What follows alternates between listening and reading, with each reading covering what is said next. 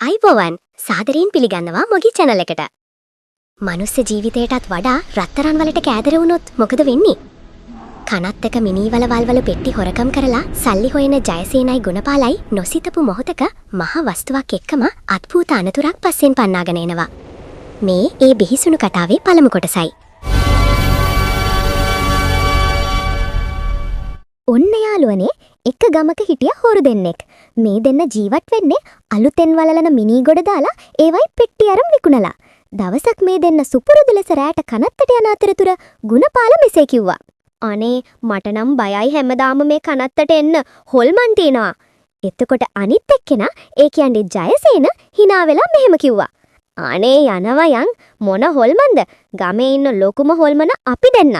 විකාර නැතෝ යමු. ඔන්න දෙන්න කනත්ත ළඟට ආවා.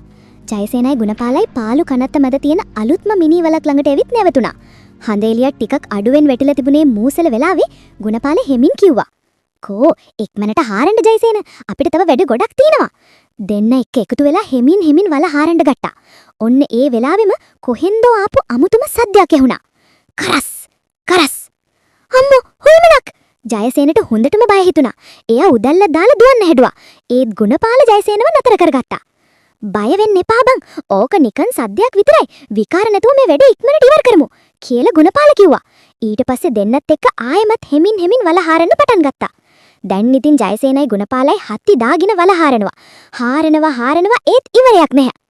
අනේ මන්ද ජයෝ දැන් නැඩි 6ක් 7ක් විතර හාරලා ඇති. තාම මේ පෙට්ටි හමුුනේ නෑනේ. ගුණපාල කිව්වේ නලලි දාඩිය පිසදමින්. ඒකනි බන් මිනී පෙට්ටියක් මෙච්චර ගැඹුරට වලලන්න මුන්ට පිස්සුද? ජයසේන එහෙම කියද්දි මේ උදැල්ල මොකකදද තද දෙයක වේදුනා. ටක්! ඔන්න මත උනා. පස්තට්ටුව අස්සෙන් ලී පෙට්ටියක් පෙනෙන්න ගත්තා. දෙන්නත් එක්ක හරි මමාරුවෙන් පෙට්ටිය උඩට ගන්න හැදුවා විතරයි මටාස් ගාලා මුළු පෙට්ටියම කුඩු වෙලා බිමට වැටුණා. ඊයේ වලලපු අලුත්ම පෙට්ටිය මෙච්චර ඉක්මනට දි รา පත් උනේ කොහොමද කියලා හිතා ගන්න දෙන්නටම බැරි වුණා. පෙට්ටිය අස්සෙන් පරණ ඇටකටු වගේක් බිම හැලෙනව දැක්කම ජයසේනගේ ඇස් උඩ ගියා. යකෝ ඊයේ වැලලපු පෙට්ටියට මොකද මේ වුනේ? ජයසේන බයෙන් ගැහිමින් නැහුවා. අද නම් අපේ මහන්සිය අපතේ ගියා. කිසිම වැඩක් උනේ නැහෙනි. ජයසේනට හරිම කේන්ති ගියා. එයා ළඟ තිබුණු යකඩ ඉන්නෙන් පස් ගොඩට හයියෙන් පාරක් ගැහුවා. අන්න ඒ වෙලාවේ ටං ගාලා ලස්සන ලෝහ හඬක් ඇහුණා. අන්න ජයෝ මොකක්ද ඒ සද්දේ? අනිවාර්යෙන්ම යට මොකක් හරි තියෙනවා. ගුණපාල කලබලෙන් කිව්වා. දෙන්නත් එක්ක හත්ති දාගෙන හාරන්න ගත්තා. දිලිසෙන හතරස් යකඩ පෙට්ටියක් මතුණා. හම්මෝ මේකේ බර දෙන්නම එකතු වෙලා හරිම අමාරුවෙන් පෙට්ටිය උඩට ගත්තා. පෙට්ටිය හොඳටම වහලා තිබුණ නිසා ජයසේන යකඩ ඉන්න දාලා පෙට්ටියේ අගුලේ ටකස් ගාලා කෙඩුවා. පෙට්ටිය ඇරුණ විතරයි මුළු කනත්තම එක එළියක් වුණා. ඒ ඇතුලේ තිබුණේ රත්තරන් රිදී සහ දිලිසෙන මැණික් ගල් ගොඩක්. ඒ විතරක් නෙවෙයි මේ වටිනා වස්තු වලින් ලස්සනට සැරසුණු පුංචි ටෙඩි බෙයා කෙනෙකුත් එතන හිටියා. හම්මෝ අපිට දැන් මාර වස්තුවක් ලැබුණේ. ජයසේනයි ගුණපාලයි සතුටින් උඩ පැන්නා. දෙන්නත් එක්ක රත්තරන් ටික බෙදාගෙන වැඩකට නැහැ කියලා හිතලා අර පරණ ටෙඩියාව පසෙකට විසිකලා. ඒත් ඒ දෙන්න දැක්කේ නැහැ අමුතුම දෙයක්. ඒ දෙන්න හැරුණු ගමන් අර විසිකරපු ටෙඩියා හෙමින් නැස් ඇරලා කටකොණකින් අద్භූත හිනාවක් දැම්මා. කළුවර වැටුණු පාර දිගේ ජයසේනයි ගුණපාලයි hina වෙවි සතුටින් ගෙදර ගියේ Taman පස්සෙන් එනේ ලොකු අනතුර ගැන මොකොත්ම දන්නේ නැතුවයි. ඒ අద్භූත ටෙඩියා හෙමින් ඕන් පස්සෙන් එනව කාටවත්ම පෙනුනේ නැහැ. පහුවදා උදේ ඉර පායන්නකොටම දෙන්නම හමු වුණේ ලොකු ගල් තලාවක උඩදී. ගුණපාල ඊයේ ලැබුණු රත්තරන් ටික නම් මරු නේද බං? අපි දැන් සල්ලිකාරයෝ. ජයසේන හරිම සතුටින් කෑ ගැහුවා. එතකොටම ගුණපාල කලබල වෙලා ජයසේනගේ කට වහන්න හැදුවා.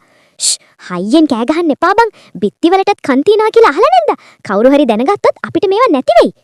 ජයසේනයි ගුණපාලයි ගල් තලාව උඩ කතා කර ඉන්නකොටම රතු පාට ජීප් එකක් වේගෙන් ඕන් දෙසට ආවා. ඒක නතර වුණා විතරයි ඒකෙන් බැස්ස ටිකක් මහත පෙනුම තියෙන මිනිස්සෙක්. ඔහු කෙලින්ම ඇවිත් ජයසේනගෙන් ඇහුවේ අර ගොඩ දාපු මිනි පෙට්ටි ටික ගැනයි. ඒ මිනිස්සයා ආපු ජීප් එකට දෙන්නත් එක්ක එකතු වෙලා හෙමින් මිනි පෙට්ටි ටික පැටෙව්වා. ඒ වෙලාවේ ගුණපාල Tamanගේ සාක්කුවේ තිබුණු ඊයේ හම්බ වුණු රත්තරන් බඩු ටිකක් එළියට ගත්තා. මේ මිනිස්සයා ඒ කියන්නේ මිනිස්සප්පුවේ අයිතිකාරයා ඒ රත්තරන් බඩු ටික දැකලා පුදුම වුණා.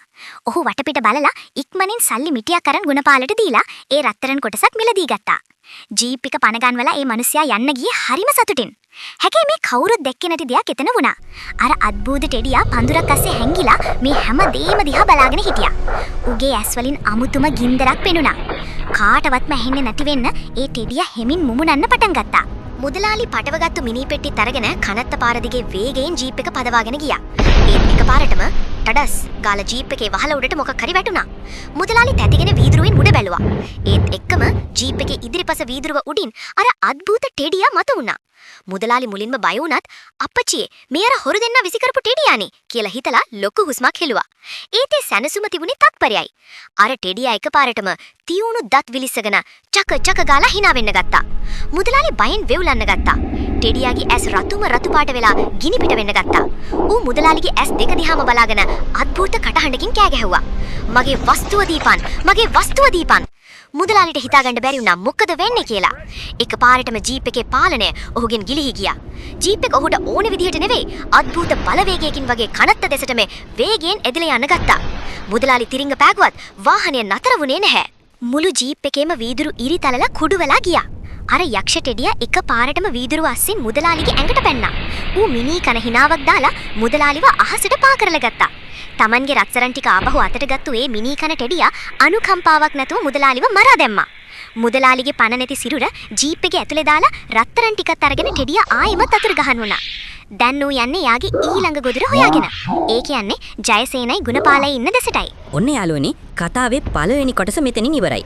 ජයසේනටයි ගුණපාලටයි මේ යක්ෂ ටෙඩියාගෙන් බේරෙන්න පුළුවන් වෙයිද කියලා දැනගන්න ඉක්මනටම අපේ channel එක subscribe කරලා තියාගන්න. එහෙනම්